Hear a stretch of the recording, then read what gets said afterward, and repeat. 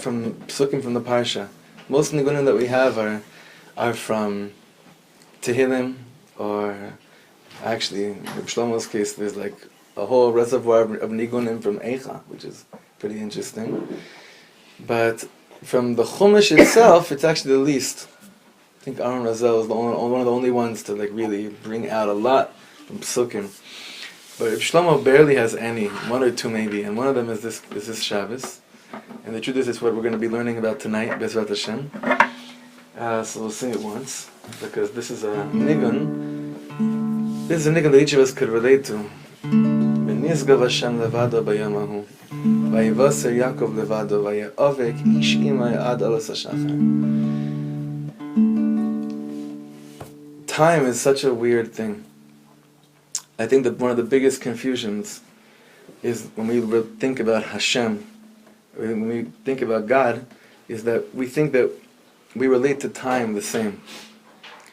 That our concept of waiting and God's concept of waiting is the same. We think it's the same thing. Time is one of the trickiest things in the world. Ke'elef shonim beinecha kiyom esmo, we say in Tehillim. 1,000 years in this world is like, for God, is just like yesterday. And time has its way of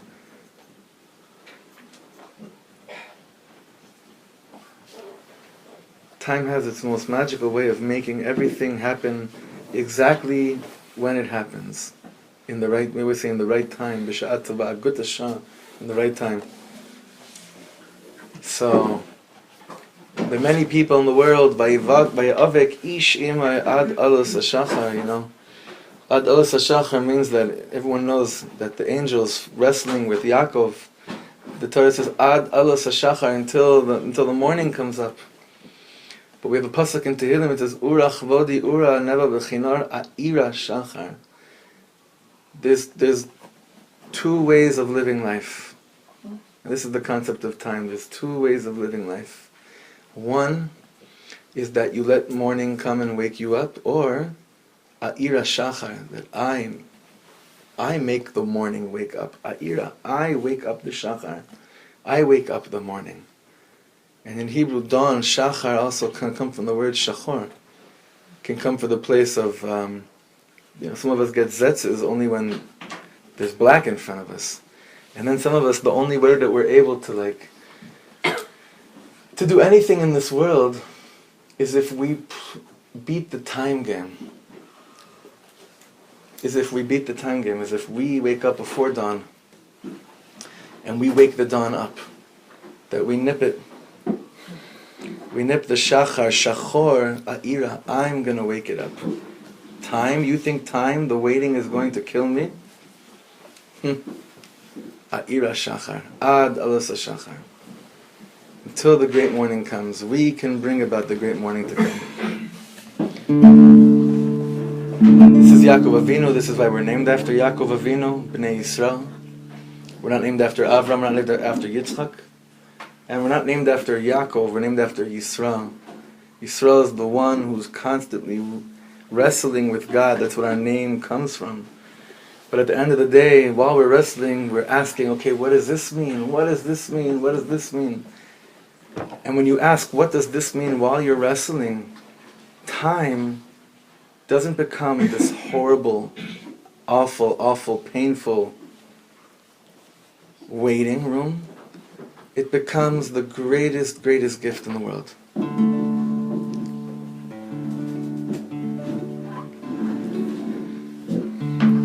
V'nizgal Hashem levado v'yomo. V'nizgal Hashem levado v'yomo.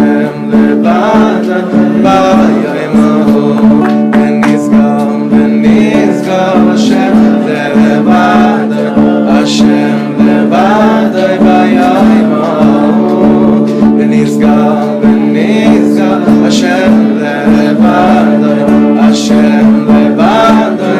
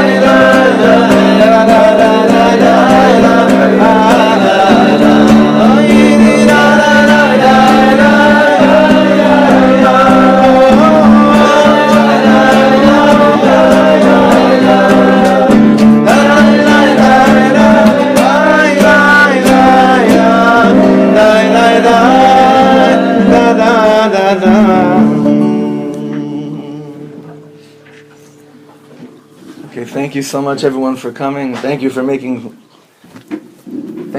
so much space in here. Beans, are you in the kitchen? Yeah. Love. No, do you mind shutting off the hot water on the kettle? Like the reticha? Thank you so much. Chavre, Chazdei Hashem, honestly, this was not planned, but those of you who came on time, like not on time, no such thing as on time. You came whenever you came. What's time? We just said on time. What's time? But as like 8:20, at 8:20, the truck showed up in front of the house with the boxes of the new Sefer, of the Soul of Hanukkah. Mamish, like 10 minutes before Shir began. I can't begin to tell you, not just how much simcha, but how much excitement and responsibility I feel in the air right now. It's just like, it's beyond words. My wife and I had the privilege of giving these new Sfarim to Rabbi Shlomo's younger daughter last night. And it feels like, it doesn't just feel like fun, and awesome and gewalt and all of that, obviously. It feels like Hashem lets you live dreams. Hashem lets you live dreams, but the truth is that, like Reb Shlomo said, who's considered someone that keeps Shabbos? In his book, Shomer Shabbos is somebody who can't sleep until the whole world knows about Shabbos. That's what's considered Shomer Shabbos. So, sometimes people come up with books and Svarim, and every chassid has to believe that his Rebbe's Torah is bringing Mashiach. Alavai, one day I could actually call Reb Shlomo my Rebbe and be a real chassid. Alavai, that I could consider that, but I do believe that these teachings really will bring the great day much faster. I don't know if it's the remedy for everybody. I have no idea. I don't think that's not important. I just love it. I love it so much, and I love the fact that we get to learn this. It's out of so much love.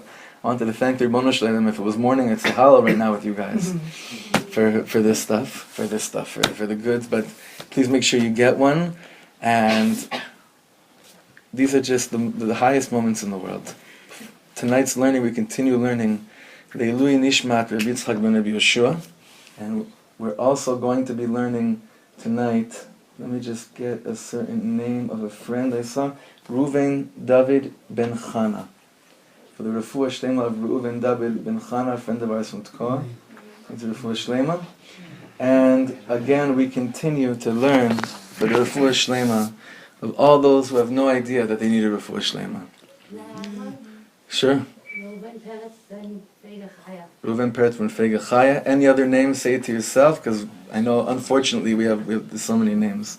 But please mention them, because you can never underestimate the power of one word of Torah. I saw last week, and quick announcement before I forget, this week we'll be having a shir Wednesday night in Yad Binyamin. Very special chevra out there. If you want any more info about that, email me. And also this Motzei Shabbos, another book launching in Ranana. I'll send out info about that also. But please spread the word, and let's make sure that we utilize this concept of hafatza. That's a very Lubavitch word, but for tonight we could borrow it for tonight. Hafatza means distribution in the holiest manner. So to get it out strong. I have to share with you. I'm sorry? Huh?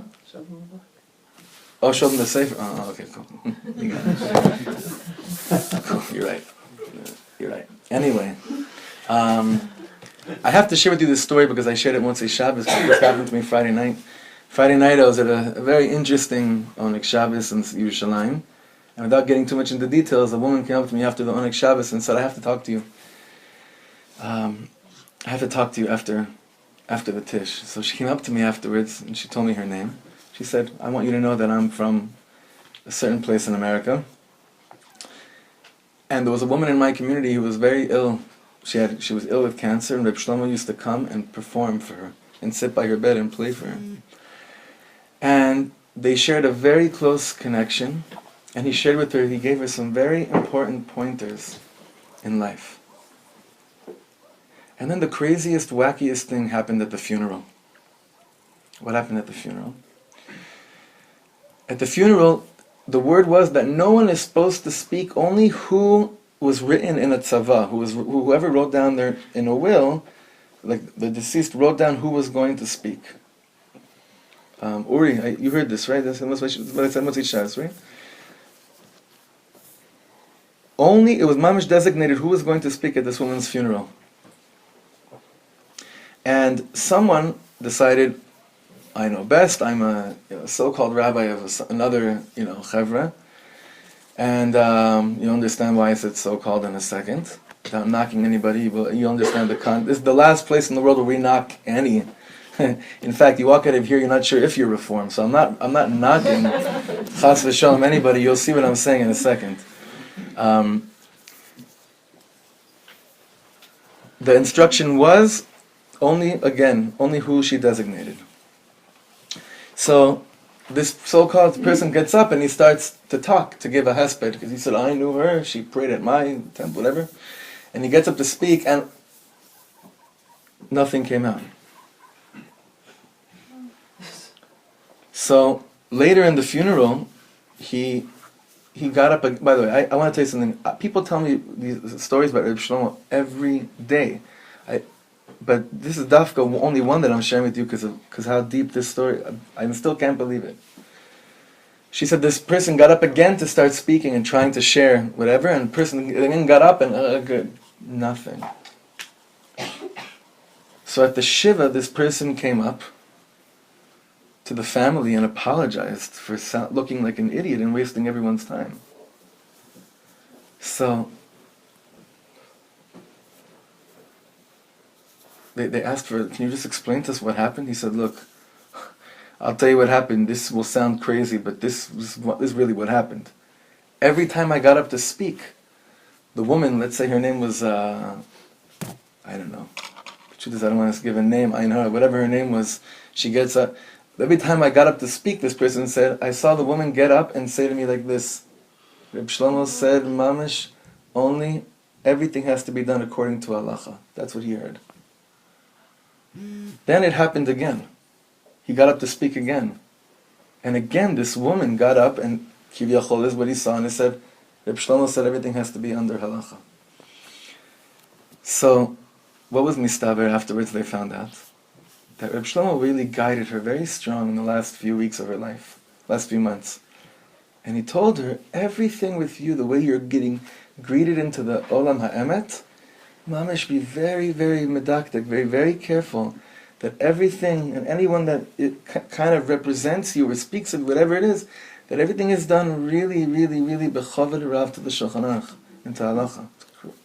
You don't hear these stories. And this person said, I understand now because I don't keep halacha yet, and I know Shlomo loves me and he loves all of us, but I saw that certain things are just you don't mess around with. And this is what he said he saw as he tried to give a hesped 2 or 3 times at this woman's levaya. So that's why I said again, like I hear a lot of stories, and some I share, some I don't, not because of any reason, but like this one, I don't know. This one puts so much into me because I feel something very deep and very strong these days that I also shared a Saturday Motzi Shabbos in Beit Shemesh. We're living in a door today that's trying to hold on for dear life to every word that they learn.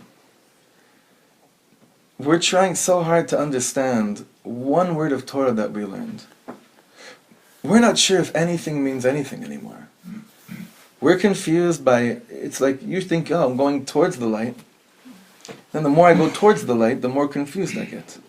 Most people that I meet that are going through heavy stuff in life, emotional stuff in life, or whatever it is, it's only because they're actually heading towards the light. They're not going from the light. It's like Rabbi Shlomo once said, people search for God, they say they feel far. Can you imagine if someone said they don't feel far, and that meant they didn't search?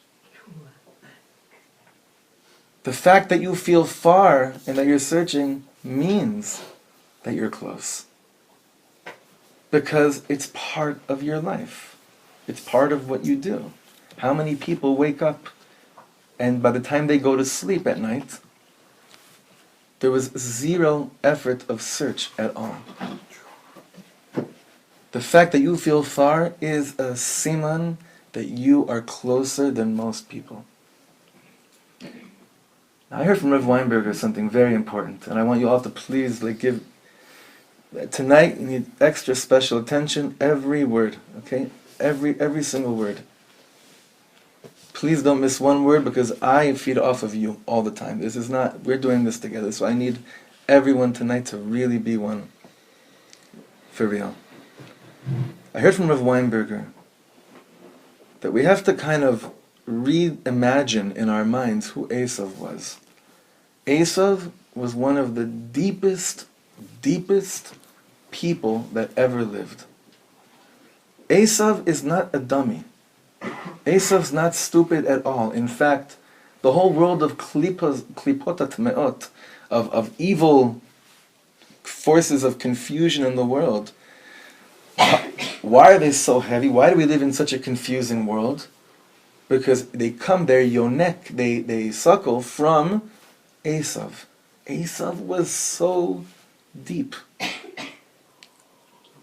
If it wasn't for Reb Shlomo, who changed the definition of Gewalt, that's one of the most incredible things about him. He actually changed the definition of words. He was that powerful, right?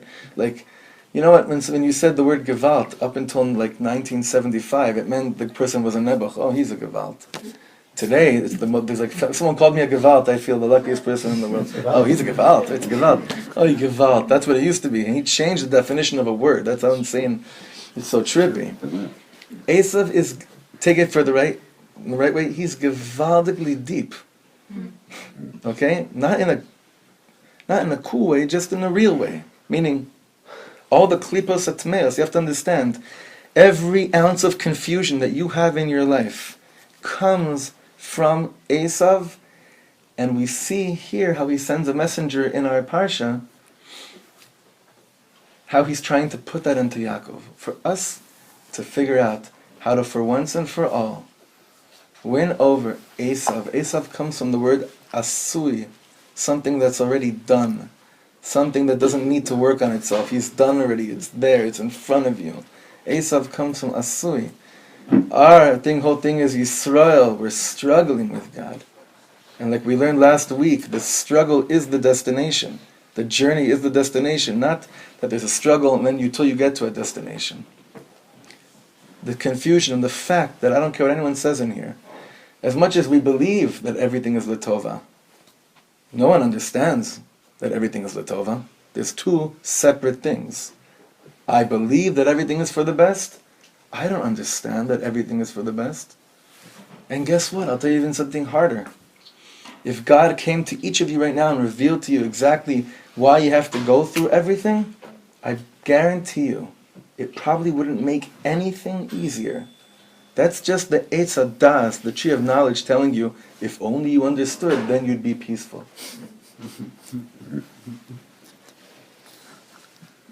Garbage. Esav. Mamish Esav.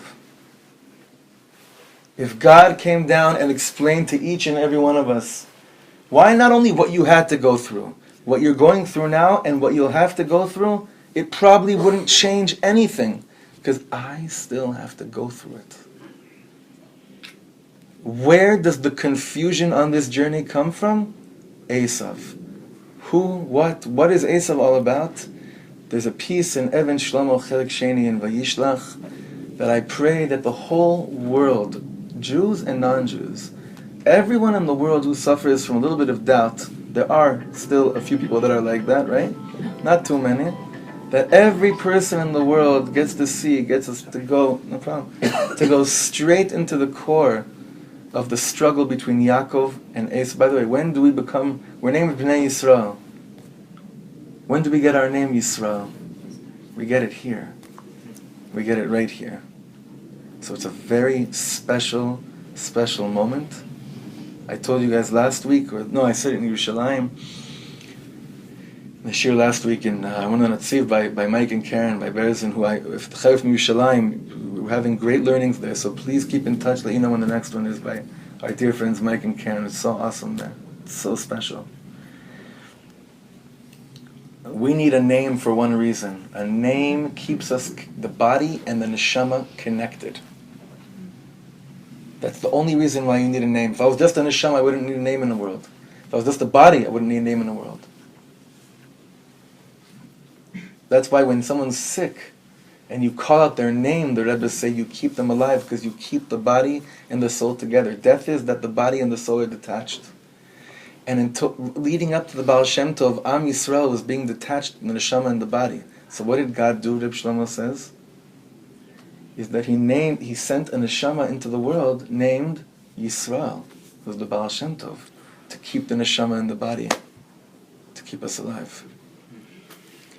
This is a really deep Shabbos, deep week to connect into your name. Just stop once from now until Shabbos. Why is my name Natan? Why is my name Shlomo? Why is my name Chaya? Why is my name Leah? Whatever your names are.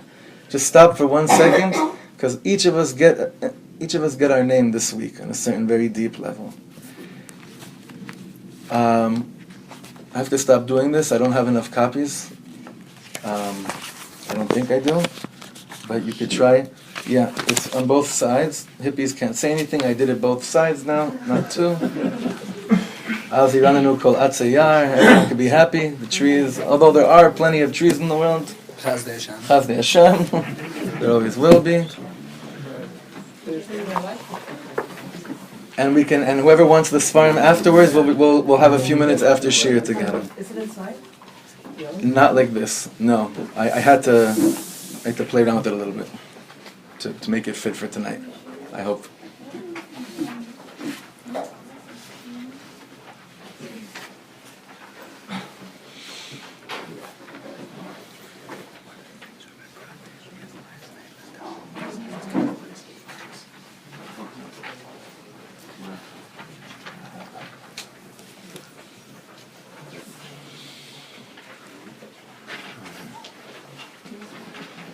Web Yeshiva students, is the volume okay? Can you hear? However, if you please turn off all cell phones just for the remaining time, okay? Thank you.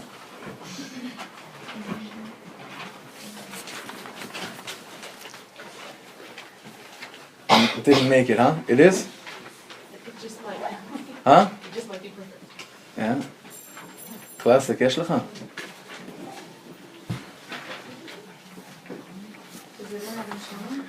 It's kind of Ibn Shlomo. I had to butcher it up a little bit for it to fit on the to make the hippies happy. I had to make it 2 pages. All right, Chavre, trust me. The deeper the Torah is, the more meniot there are right now. It's always like this. Just zone everything out. Let's go.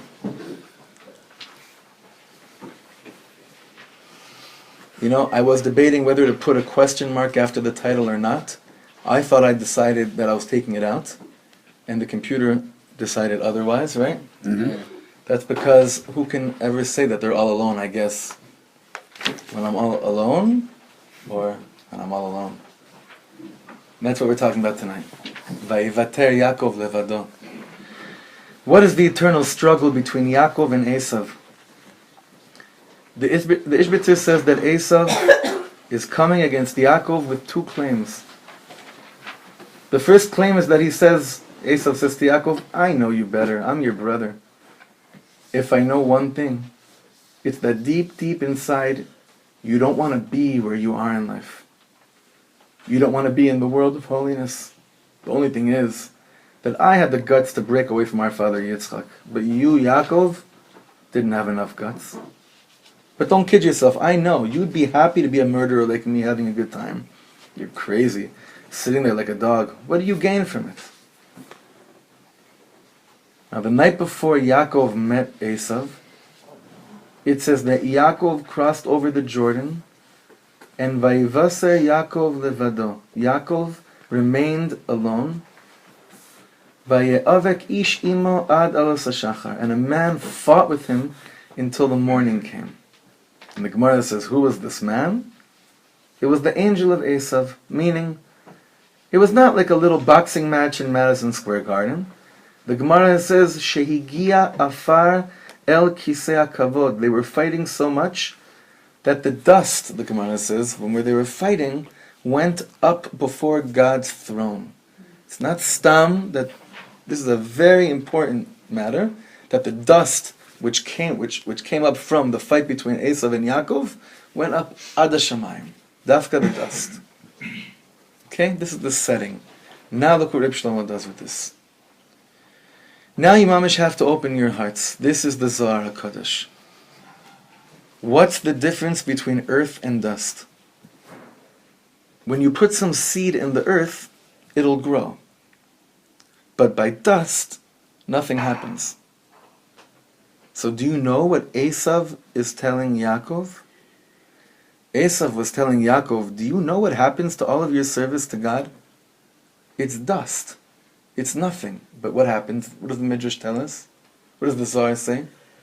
What does the Gemara say? That the dust actually went up. All the way up. Those things which we think don't matter in life. Those things which we can't see in our limited Olam Hazeh eyes.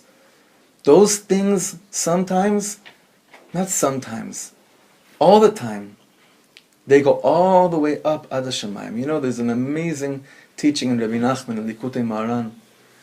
Rabbi Nachman says, do you know what the mitzvahs are in this world? Do you know what they provide for you in the next world? Candles. And Rabbi Nachman says, every time you do a mitzvah, you have another candle. A candle for what? A candle to walk around a place called God's treasure chest, and you can go and choose whatever you want in that treasure chest. But you won't see anything in there unless you have a candle.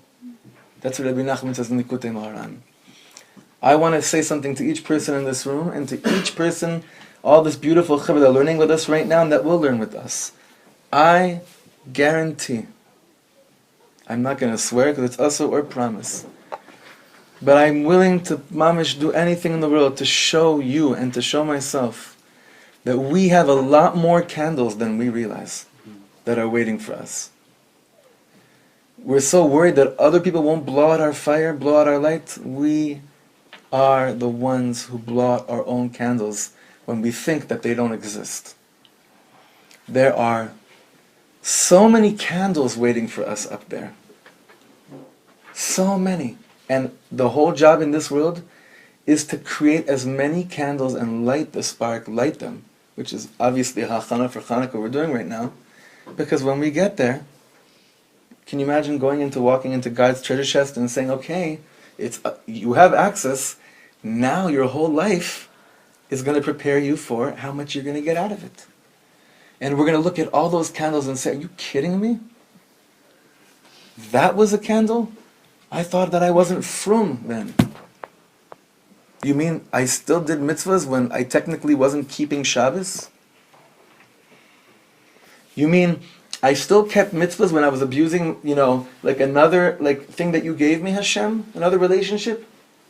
Yeah, because life is so much bigger than just one thing. We're doing mitzvahs all the time.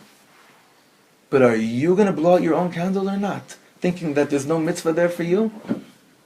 All of us are guilty of this all the time. This comes from Esav. Asui, you're done already. You know God's cheshbonet. You know how much in God's scale, how much you're a holy man and how much you're not a holy man. Do you know that if you knew how holy or how unholy you were, that would mean that you can also explain every atrocity and disaster that's ever happened. And you can explain the miracle of birth and all the wonderful things which you think you could explain because you know how much you're holy and how much you're not holy. None of us know nothing. Reb Shlomo said, if you ask me who's holier, me or a reform woman rabbi, I have no idea what to tell you, he said. Because what do I know who looks holier in God's eyes? What do I know about the scale of holiness? If you ask me who's an authority over the Torah, it's very clear. The Shulchan Aruch is the authority over the Torah, he said. But if you ask me who's holier, who am I to say? What's holier? Who's holier? So you know who says to us what's holy and what's not holy? Esav. It's all dust. It's nothing. It doesn't reach. You want holiness? Forget about, be a man. Leave everything you came from. Be a man. Build your own empire. An empire that's nothing to do with anything you came from. Newness. God needs newness, modernity. Today, God needs 21st century, things that never existed before. That's Esav. Okay? Let's go back inside. We're in the third paragraph on the second line. By dust, nothing happens. Third line. Do you know what Esav is telling Yaakov? Esav was telling Yaakov, do you know what happens to all of your service to God? It's dust. It's nothing. Shehigia avak ad kisei hakavod. He mamish threw it up all the way till God. Esav did. And he thought it would all come down. But it all stayed up there when he threw that dust up. He says, listen, God, if it's so important that people should serve you, well, why doesn't something happen?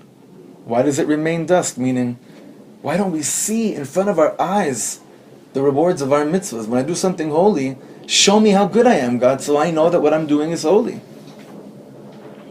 So many people have tried so hard, but it's all dust. Nothing happens. That's Esav.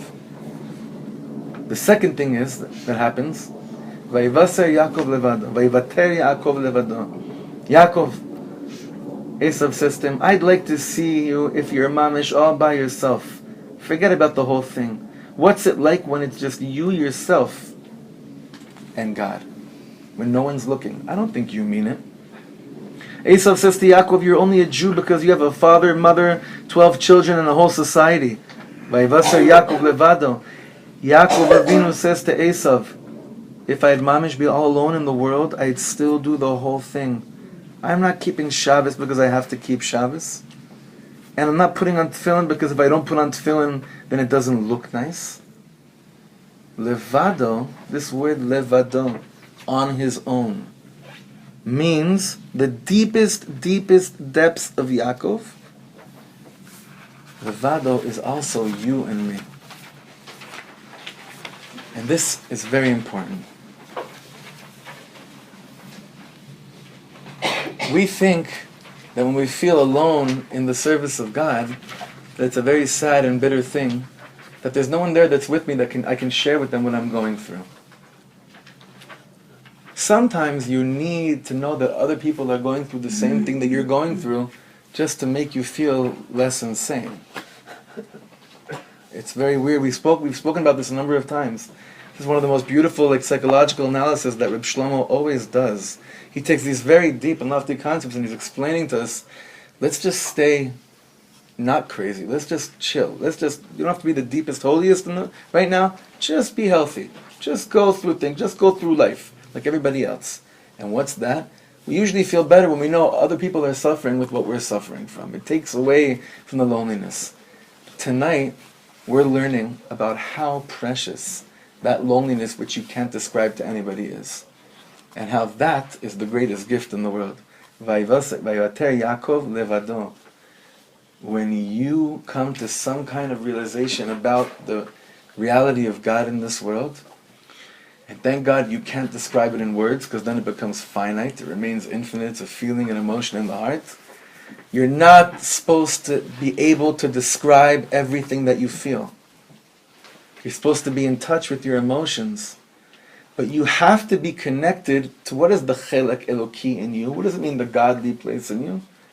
That's the place which you can't describe in words, because it's godly. And God can be described in words.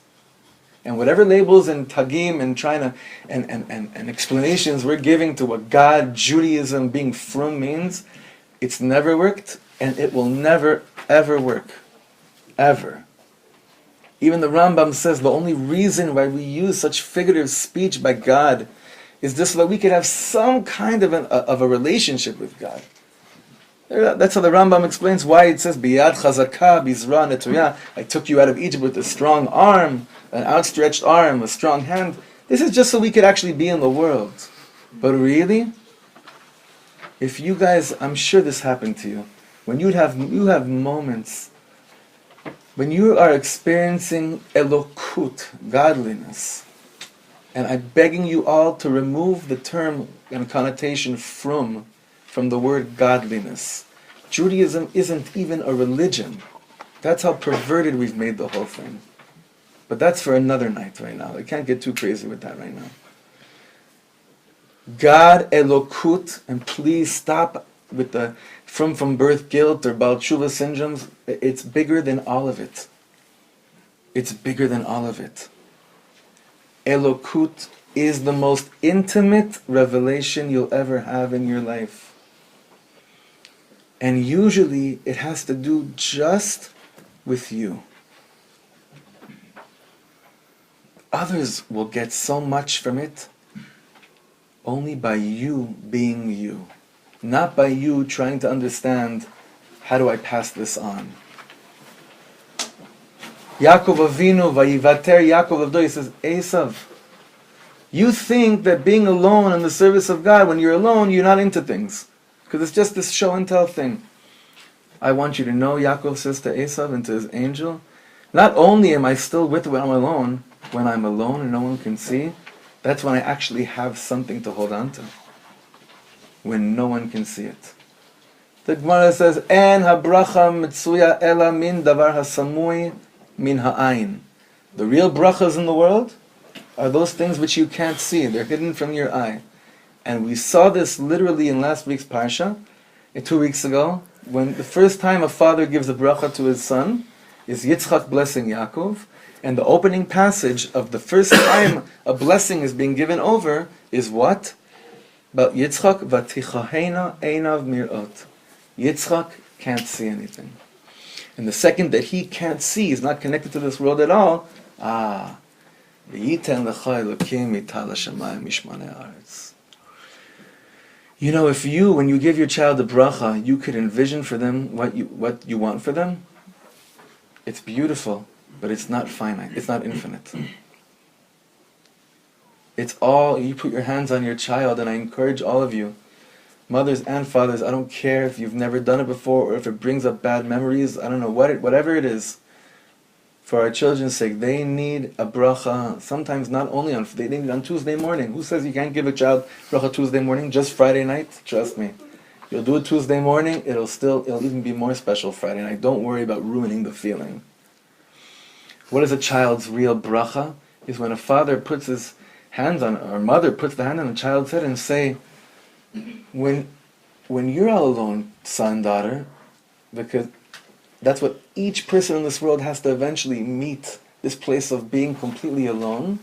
I'm giving you a bracha to realize that that's a gift and not a punishment. And then at those moments when you're completely alone, will you finally tap into who you really are?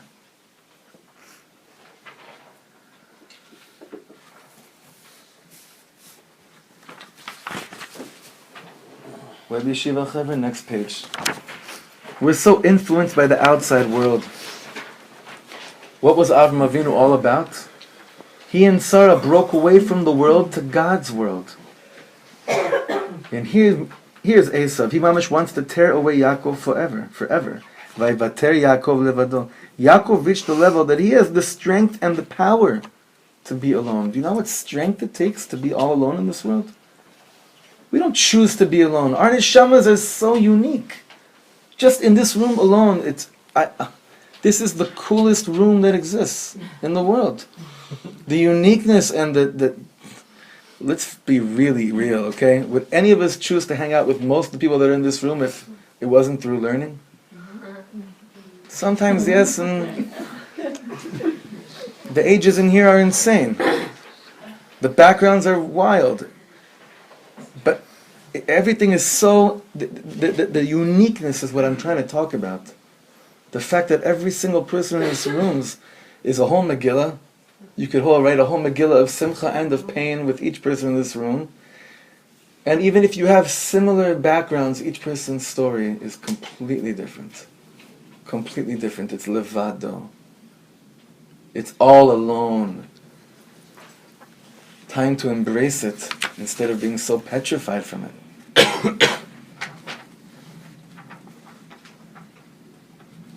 Yaakov reached the level that he has the strength and the power to be all alone.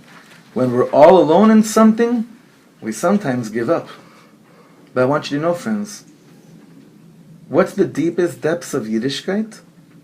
It's that everybody has to fulfill the deepest depths of their own heart and soul. The way I have to live is as if I am alone in the world and no one else can do what I need to do. I want to say that line again. I want to drill it into our kishkas, through our backs, back into the lungs, all over. Okay? And also it should get into the head. The way I have to live is as if I am all alone in the world and no one else can do what I need to do. Do you know that what would happen if we walked around feeling that no one else could do what I need to do in this world? Do you know how powerful we'd feel? Can you imagine if you really felt that no one else can do what you need to do? This is so important. No one can. Not only that, no one could become close. No one could do a replica. I told you, Hashem gave us a total gift this year on the way to Rabbi Shlomo's kever this year on the yard site. Bean and I were in the car, and I finally heard something I've been waiting to hear since I'm old enough to say Shema Yisrael Hashem Elokeinu Hashem Echad. I told you guys, I was never so big on, wow, God is one. What do you think? Do I live in a world where God is three? God's four? Maybe once there used to be different gods and everything. It's not like that today.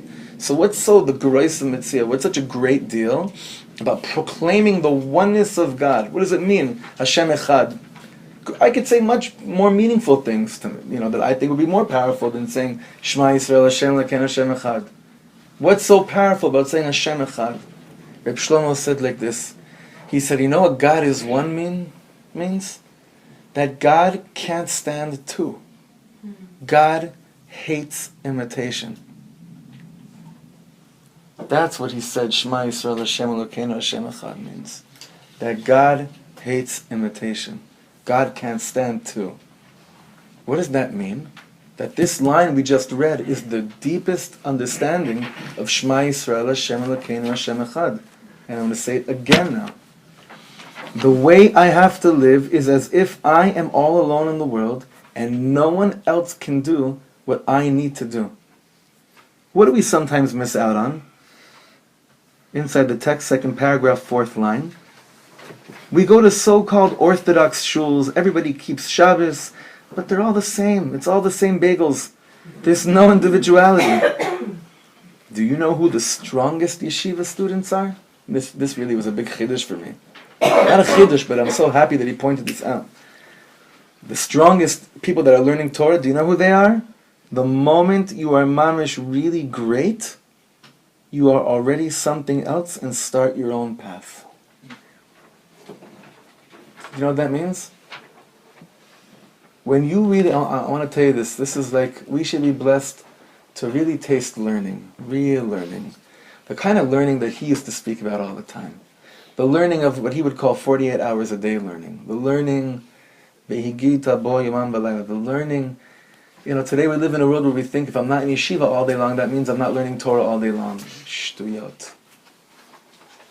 Not anymore.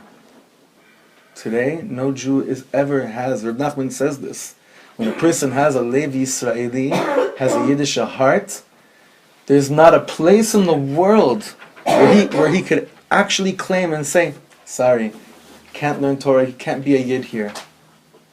Because when you walk around with an Israelite heart, Reb Nachman says, Kol hamekomot shel kol haolam shelohem, you own the world, so to speak.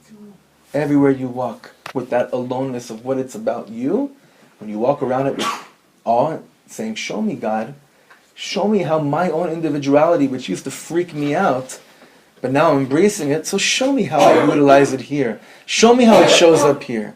Show me how I could be on fire in all the places that I was sure it's impossible to be on fire for God.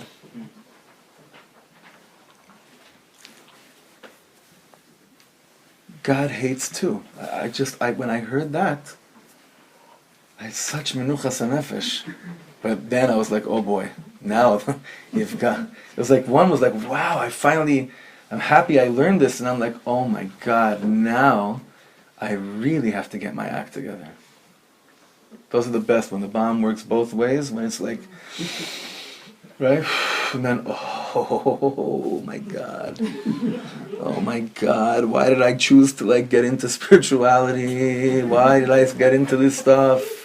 Why did I get turned on by that Karbach nigga? And why? Why did I let my guard down? It was so cool when it was just like that cool Shabbat thing that I do. And oh man, life is so intense. So this is what I mean by intense. He says that the greatest yeshiva students are those who get so deep and learn so much till they realize, wait a second, my individuality has to shine. It can't just be that I'm in touch with it. It means that that thing which I am most connected to, it's a new derech. Hence, the branches of Chassidut. Look what he says here. The Sir of Lublin had hundreds of students. Who are the ones who were really special? The ones who had their own way, meaning the ones who started their own Chassidut. Ropshitz is not Zidichov. These are names of the students by the Chose of Lublin. Zidichov is not the Yida Kadosh, that's the Pshischer, the Yida Kadosh of Pshischa.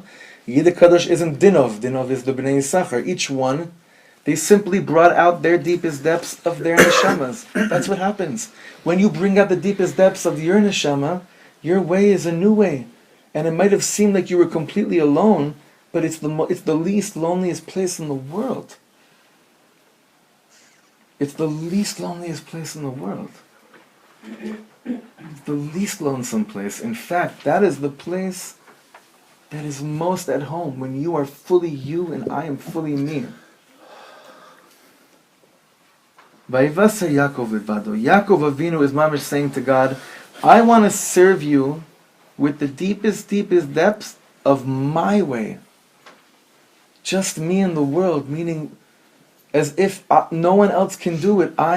You need me to do in this world. And obviously this goes very strongly to the Slonomer story that we've said so many times about that person that before he goes to sleep, he said that one prayer. I'm just going to say that story in 10 seconds. The famous prayer where this Yid told the Slonomer Rabbi that when I go to sleep at night, I can't read, I can't learn, but I say one thing. I say, Ribono Shel Olam, if you don't believe that I could do what you need me to do in this world, if you don't believe, and now I understand what this means now, if you don't believe that I can really do the one thing that only I can do in this world, then I'm asking you, God, don't wake me up. But if you believe that tomorrow I could do that thing which only I can do in this world, if you believe, God, that tomorrow I can live all the dreams you have for me, please give me one more day. This teaching tonight is the explanation of that story. It's the deepest story in the world. This story, trust me, this story has saved many lives. Many lives. You know, friends, it's clear to you and me that I'll never be like Avram Avinu. But what I am able to do, Avram Avinu couldn't do. You know, that sounds very not from, right? Because that's like, how dare you say such a thing? But this is amazing. I want to say something even crazier. The Lubavitcher Rabbi, Reb Moshe Feinstein, Rabbi Nachman, the Baal Shem Tov, the Arizal, Rav Kahana, all the tzaddikim, Moser Nefesh, the holiest people in the world, they couldn't do what I can do, what you can do. I have to do something else, Ribono Shel Olam. Moshe Rabbeinu did something else, and the Baal Shem Tov did something else, and this is another piece in that subconscious autobiography that Reb Shlomo was writing his whole life every time he opened his mouth. Because to just be another Lakshan Kugel that looked like everyone else, it might be holy. But that can't be the one thing which God needs of you to do in this world. You know, friends, it's heartbreaking. And this is the end, and this is the highest.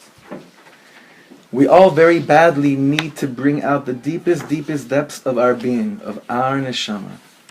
I can keep Shabbos like everybody else, daven, make kiddush, and eat gefilte fish. Then I eat chicken, bench, and go to sleep. In the morning, I wake up, and another day. And chevra, we have those days all the time. Not just Shabbos. Why is it so hard to wake up in the morning sometimes? Because we're sure that today is going to be like yesterday. We didn't give the opportunity of today to be new, to be a new day. I wake up in the morning and I take yesterday and I put it on today. And the Baal Shem Tov told us that the greatest slave driver that man has in this world is our yesterdays. I don't leave room for today. Same thing with people. I look at you and I think the way I have to be with you is completely based on everything that led up between you and I until this moment. It's such a crazy world. Do you know how Rabbi Shlomo could look at people that mamish did the worst things in the world yesterday, and he could look at them today with new eyes?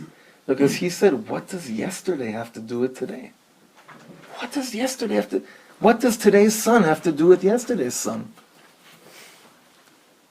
What does it have to do with each other?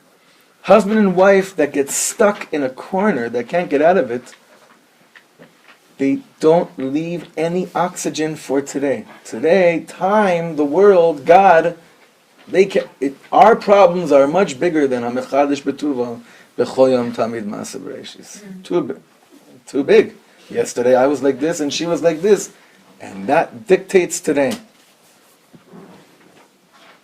My relationship with God, my relationship with myself is usually so clogged. It's so clogged with a reality, but it was yesterday's reality.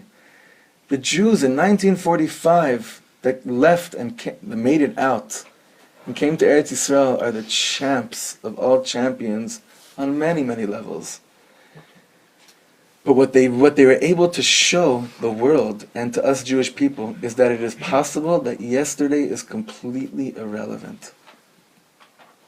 Not only is it irrelevant, you can use that as mamish, the boost off. You're saying, wow, yesterday was, if an emotional scale, the weight can be such an Esav day like yesterday. Zeh le'umat zeh asay Elokim. We have a concept in Kabbalah that the Alter Rebbe brings down in Tanya. Zeh le'umat zeh asay Elokim. We have a nefesh elokit and a nefesh bahamit, a godly soul and an animalistic soul. I want you to know, whenever Kedusha comes into the world, there's always a counterbalance of confusion. Always.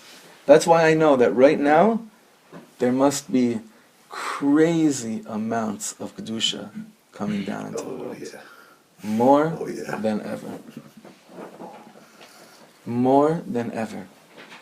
The more Esav and Sfekas, rightfully so, that come down into the world, the more they're just trying to clog the absolute oneness and clarity that's also coming down to the world. It's always like this. Now, again, I want to start this last paragraph and we'll end with this. Friends, it's so heartbreaking. We all very badly need to bring out the deepest depths of our being, of our neshamas. Okay, I can keep Shabbos like everybody else, daven, make kiddush, eat gefilte fish, then I eat chicken, bench, go to sleep. In the morning I wake up in another day, right? But you know what? It has nothing to do with me. Meaning the day that I... Just take today, chavra. How much of today that you did has to do with you? Like, how much did it have to do with that thing which only you can do in the world? Today. Just think of your day today. What did today have to do? I want you to know, to me, the frumest person in the world is who can go to sleep at night and say, maybe there, you could find some points. So today I got closer to who I am and the reason for that which I came down to the world. But be careful, God, because tomorrow I'm going to blow you away. That's what Reb Shlomo says about when we say on Yom Kippur, Ve'al chet shechtaну lefanecha b'lashon hara, al chet lefanecha be'zilzul horim morim. He said, do you think God is like a checkout counter on Yom Kippur? You say, check this, did this wrong.